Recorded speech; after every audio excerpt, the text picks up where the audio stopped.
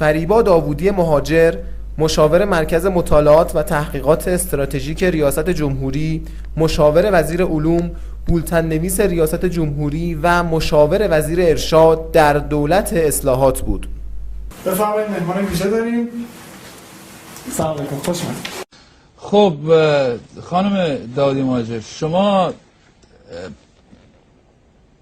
جلوی دوربین همیشه روسری سرتون میذارید. درسته. بیرون که میریم، یعنی بیرون که من شما رو میبینم، شما روسری سرتون نیست. نه. داستان چیه خانم مهاجر؟ خب من در واقع این دوگانگی نیست به نظر شما؟ نه، میتونم بردارم، هیچ مشکلی. خب بردارین، نه یک مشکل نه. بفرمایید. در اعتراض به وضعیت. نه کاملا بردارین دیگه. بفرمایید. آقای داوودی مهاجر، شما جلوی دوربین همیشه با لباس مرتب هستی. بله درست. بله. اما توی خونه شما رو میبینم این لباس ها تنتون نیست. داستان چیه؟ خونه یه جای متفاوت. این دوگانگی نیست؟ تونم در بیارم. خب در بیارید. در بیارید. در بیارید.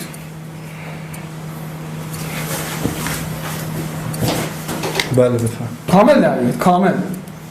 کامل در بیارید آقا. کامل. بله. کامل بذارید. بش. بله بله. بله. بله. آقای داوودی مهاجر، بچه اتاق فرمان میگن که شما رو تو استخر میرن. بله ما استخر میریم. بعد دوستان میگن که تو استخر لباس هم تنتون نبوده. خب داستان چیه؟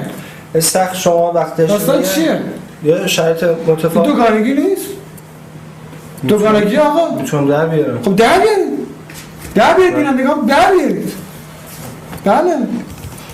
در بیارید. کامل. کامل در بیارید آقا. کامل. کامل در بیارید. بله. کامل. بذار کنم در بیارید. بذار کنم در بیارید.